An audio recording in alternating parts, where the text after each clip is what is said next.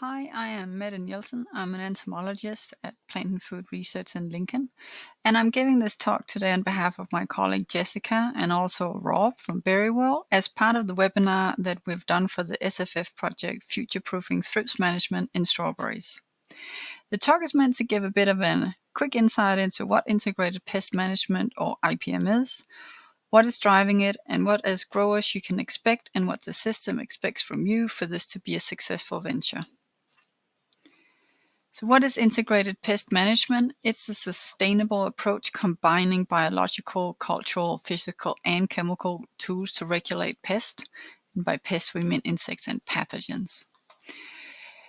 As growers, you'll be well aware already of step 1 and 2 in this module that is showing on the screen. But what really comes into it with IPM is all about the observations, actually crop monitoring to know in real time what is going on in regards to your pest pressure. Then also the intervention part of it is quite different from the traditional system, is that you try and start with the least benign. So it could, for example, be a mechanical control, removing some crops. It could be releasing a beneficial as part of the biological controls. And then as a last resort, you might look at some chemical options. Then there's an evaluation process of how well that worked, and then it will constantly feed back to ongoing crop monitoring. Why did integrated pest management come about? The term was really first used in the 1970s, and it was in a growing response to the negative side effect of pesticide overuse that was seen. The approach emphasized the integration of insect and pathogen biology and cultural practices in managing the pests in the crops. New ways of dealing with pests were promoted partly by the withdrawal of many common chemicals that was being used and a general trend in health and safety. What is driving integrated pest management uptake? Today, many countries and its farmers have begun a movement toward decreasing pesticide use, and the decrease in pesticide use is really what is driving it. Health and safety, that we just mentioned that in regards to what really sparked this movement, but approximately 40 different EPA-registered pesticides on the market today are classified as known, probable, and possible human carcinogenic, so those are still very big drivers today.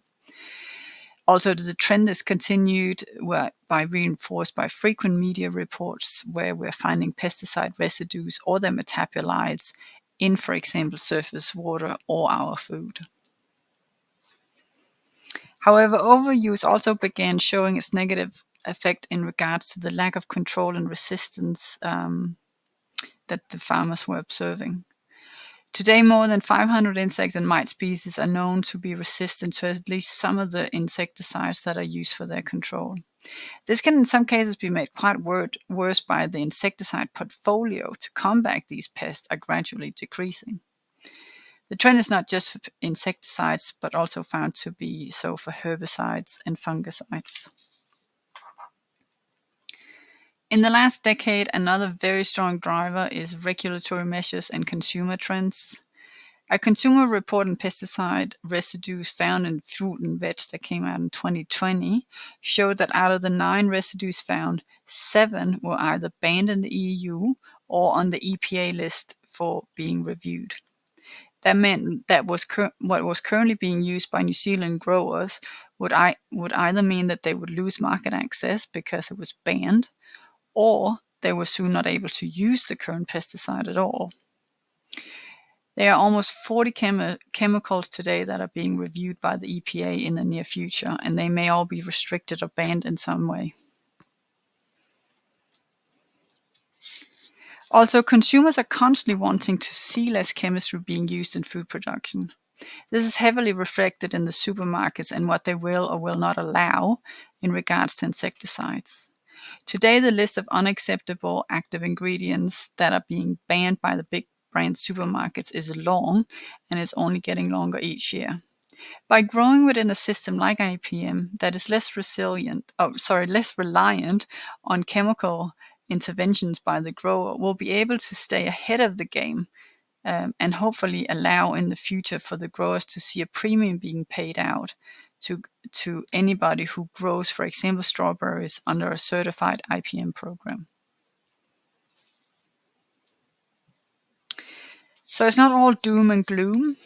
Some of the drivers are very positive indeed. So a lot of research is carried out today developing advantages that will facilitate better management of pests without relying on pesticide spray. It can be from passive monitoring programs that allow growers to keep a very close eye on their crop to new cultural control techniques, like what's pictured here from Cornwall in the USA, where light is being used to produce pesticide-free strawberry fruit. So it's not just insect that this machine is targeting, but also diseases, and they plan to roll this out across their growers on the East Coast over the next 5 years. These kinds of what we call precision agricultural advantages and machine learning will see a digital transformation of agriculture and horticulture in the future, and that is all very, very good things for IPM. Machine learning or precision agriculture will assist very heavily in precise and real-time monitoring, and this is the bedrock of IPM. So advances in this field will allow growers to be aware of any pest or beneficial or diseases or management changes that will be occurring in their crop. This ensures that the ability to enact countermeasures if, for example, a pest population starts to get too high or beneficial numbers are dropping, can be done.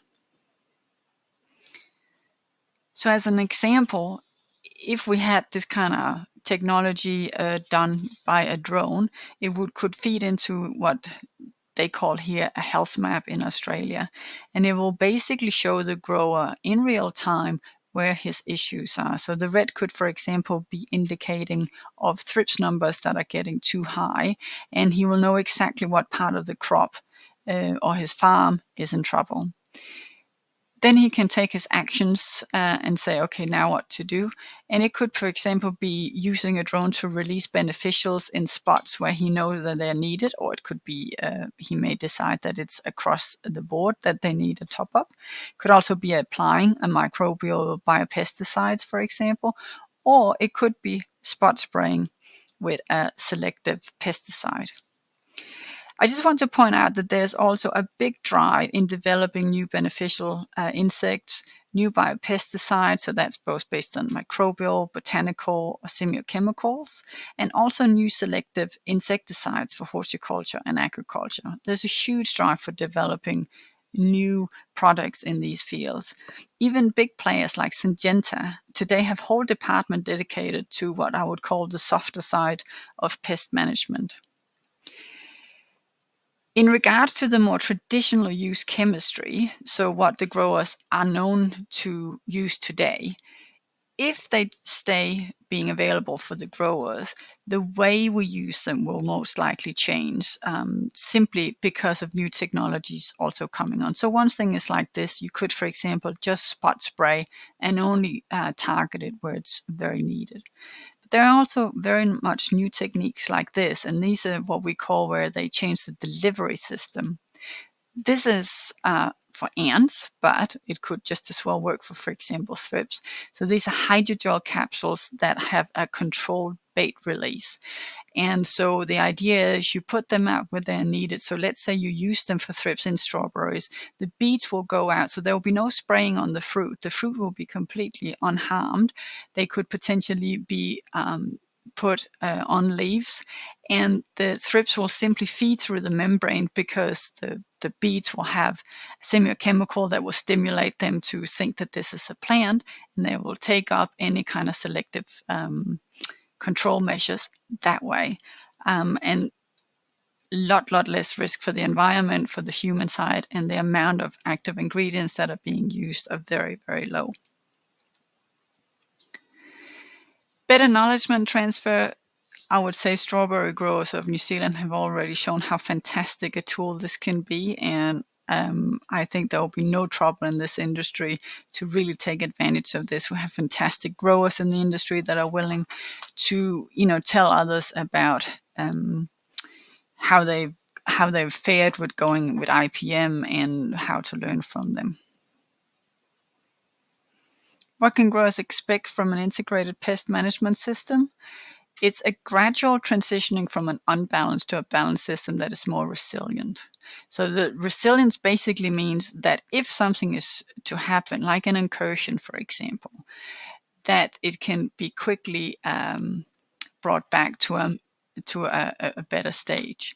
And the whole idea is that we have the standing army approach. So if you have a crop that is sprayed out and there's nothing in there, if you have an incursion of, for example, thrips because somebody in the neighborhood have cut their lucerne, there will be nothing to combat them when they arrive. But if you have a standing army of predatory mites, for example, then it's ready to go by the time they get there.